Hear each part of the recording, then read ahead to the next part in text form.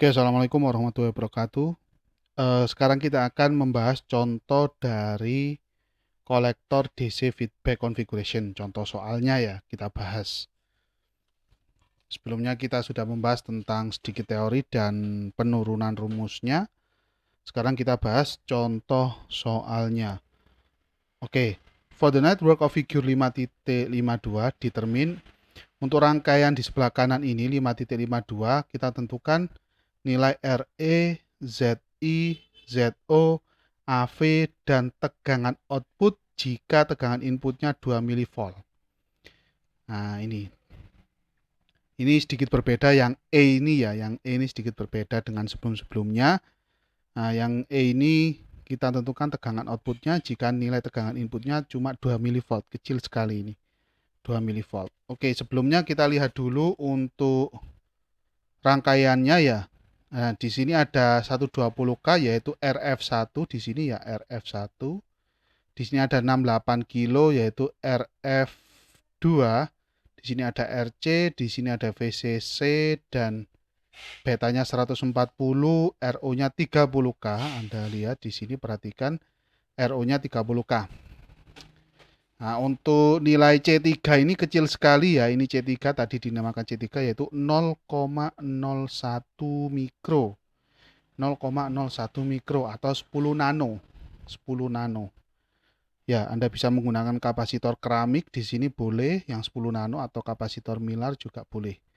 Oke, langsung saja untuk poin yang pertama yang A yaitu kita tentukan RE-nya dulu.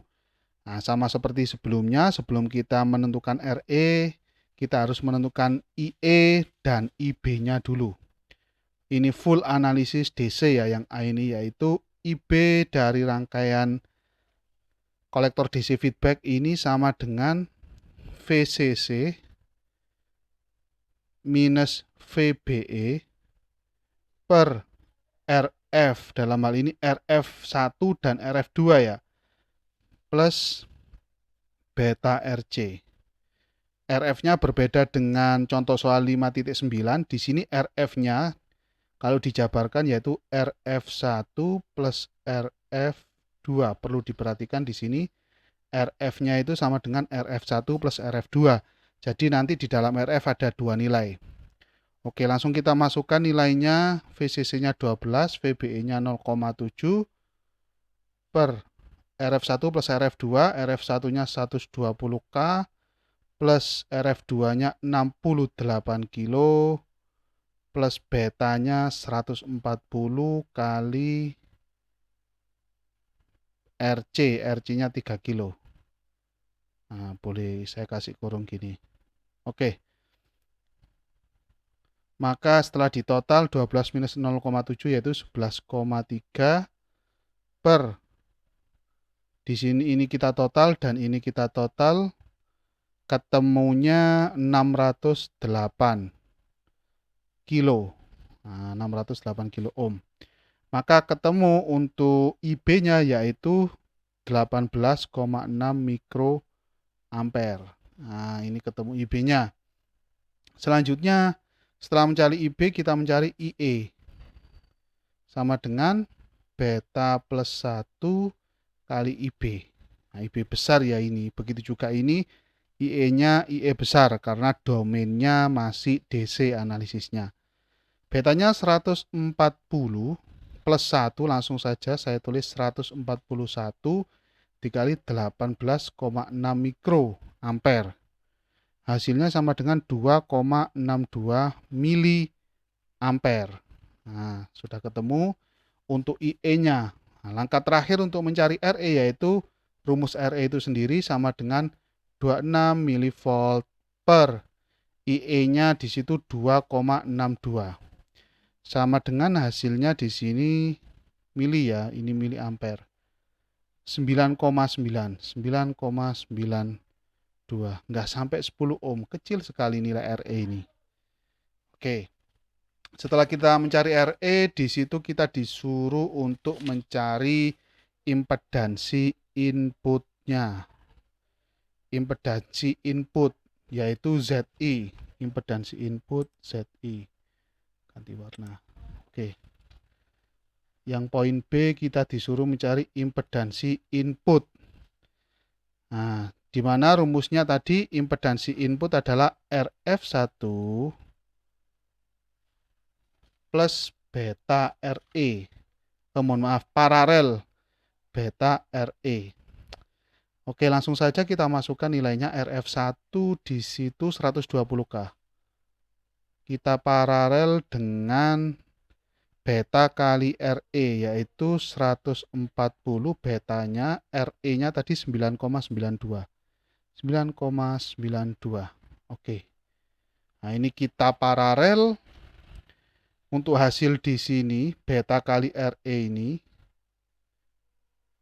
140 kali 9,92 hasilnya 1,39 kilo ohm. Nah, seharusnya hasilnya mendekati 1,39. Maka di sini hasilnya adalah 1,37 kilo ohm. Nah, sangat mendekati ya. Cuma beda 0,02. Nah, atau bisa kita katakan dia ekivalen dengan beta RE saja.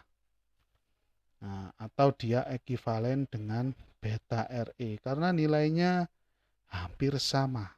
Hampir sama. Ini kan akibat dari RF1 yang nilainya sangat besar, yaitu 120K. Jadi seperti itu. Oke, poin yang C, kita disuruh mencari Z output, impedansi output.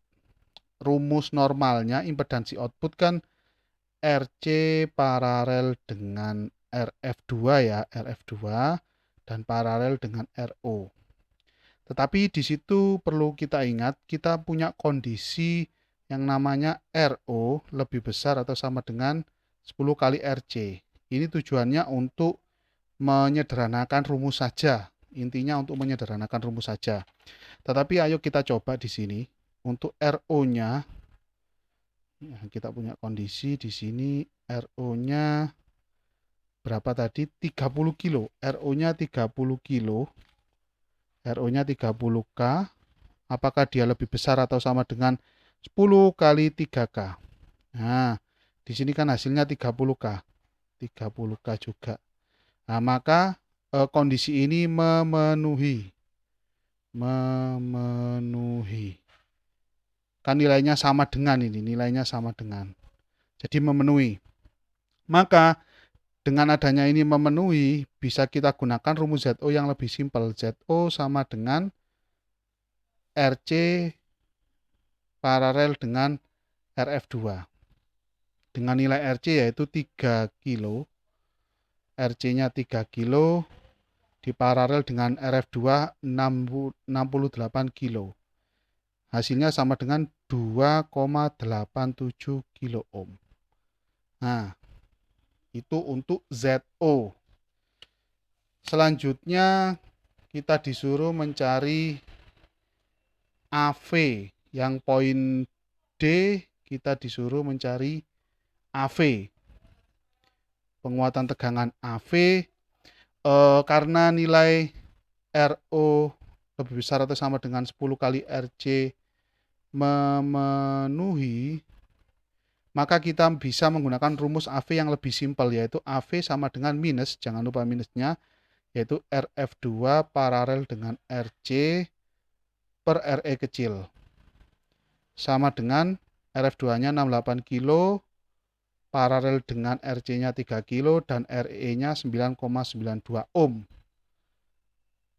Maka hasilnya yaitu minus 2,87 kilo per 9,92 ohm.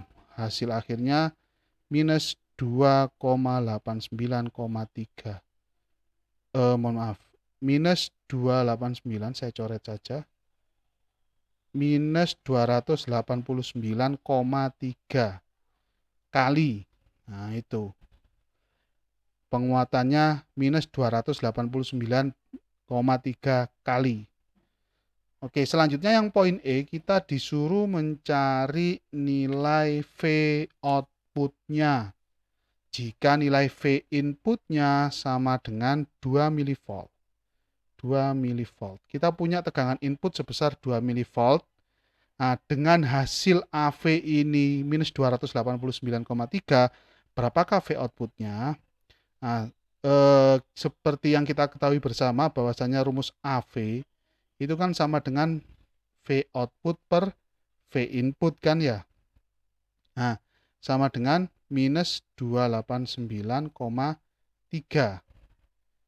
Karena ini ingin domainnya AC dan kita ingin mencari tegangan outputnya berapa, maka kita kasih di sini nilai absolut untuk AV-nya. Jadi nanti nggak ada minusnya. Karena minus itu minus yang ada di rumus itu sebagai tanda bahwasanya ada perbedaan fase atau pergeseran fase sebesar 180 derajat. Tetapi untuk nilai V output sendiri nanti positif. Nah, positif. Atau di sini dilambangkan dengan AV-nya absolut nilainya. Absolut.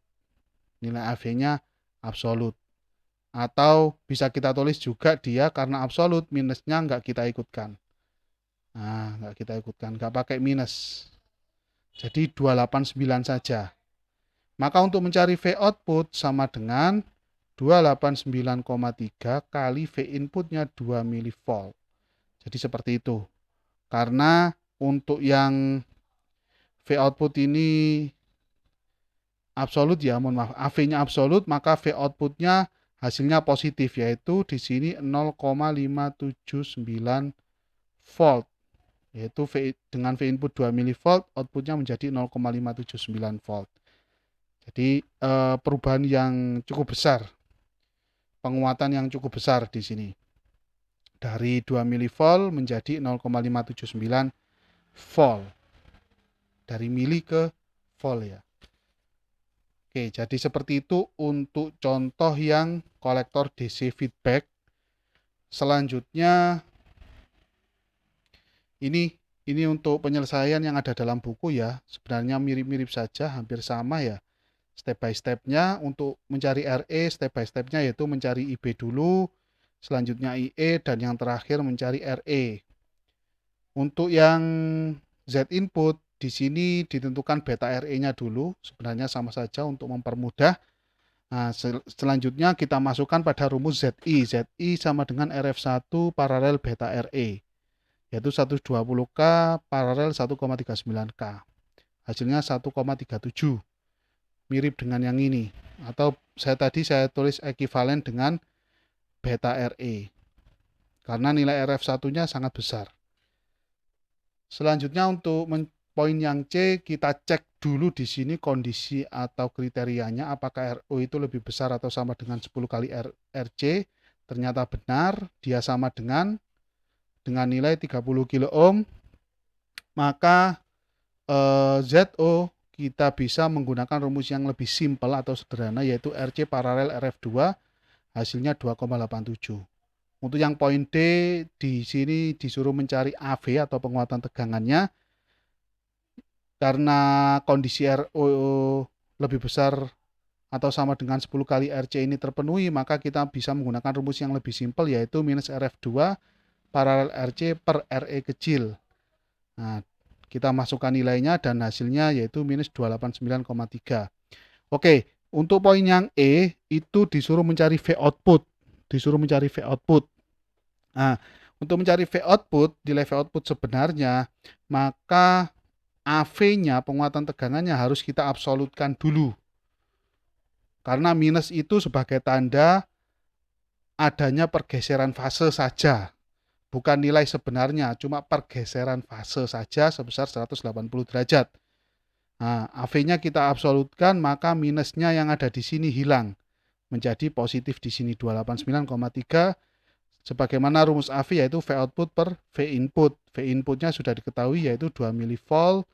Kita pindah ruas V inputnya. Sehingga V output sama dengan 289,3 kali V input. Nah, tinggal memasukkan V inputnya saja di sini sehingga ketemu V outputnya sebesar 0,579. Oke, nah berikut untuk pembahasan kolektor DC feedback sudah kita bahas. untuk teorinya beserta contoh soalnya. Selanjutnya akan kita bahas tentang efek atau pengaruh dari adanya RL, resistansi beban, dan RS, resistansi source atau sumber. Oke, ini akan kita bahas pada video selanjutnya. Terima kasih.